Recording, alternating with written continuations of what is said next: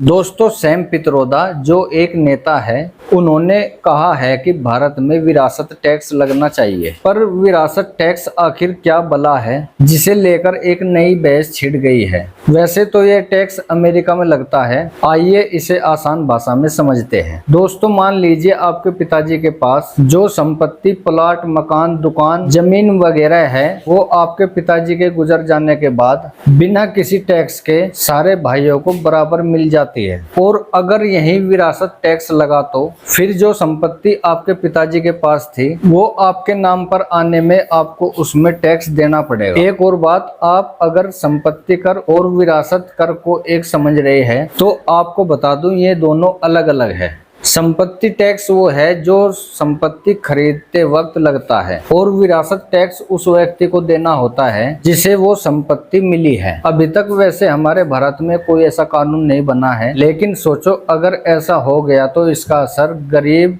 अमीर, middle class सब पर पड़ेगा। इससे सरकार की मोटी कमाई होगी। फॉर एग्जाम्पल, आपके पापा के पास 100 करोड़ की संपत्ति है और जब वो गुजर जाते हैं तो उसकी संपत्ति का केवल 45% उसके बच्चों को ट्रांसफर किया जा सकेगा और 55% सरकार द्वारा हड़प कर लिया जाएगा। अगर ऐसा कानून हमारे भारत में आ गया तो सोचिए क्या दुर्दशा होगी इस देश के बड़े बड़े उद्योगपतियों की। राजघरानों की अडानी, अंबानी, टाटा, बिरला जैसे भारत छोड़कर किसी दूसरे देश में चले जाएंगे जहां ये टैक्स ना हो। अभी तक तो भारत में ऐसा कोई नियम कानून नहीं है। पिताजी की 100% संपत्ति पर उनके ही परिवार का हक होता है, लेकिन अगर गलती से भी ऐसा कानून बन गया फिर आप समझ लीजिए भारतवासियों के कितने बुरे दिन आने वाले हैं। दोस्तों, वैसे आपकी क्या राय है? क्या यह कानून बनना चाहिए या नहीं? अपनी राय हमें कमेंट बॉक्स में जरूर दीजिए और हमारे चैनल को सब्सक्राइब जरूर करें।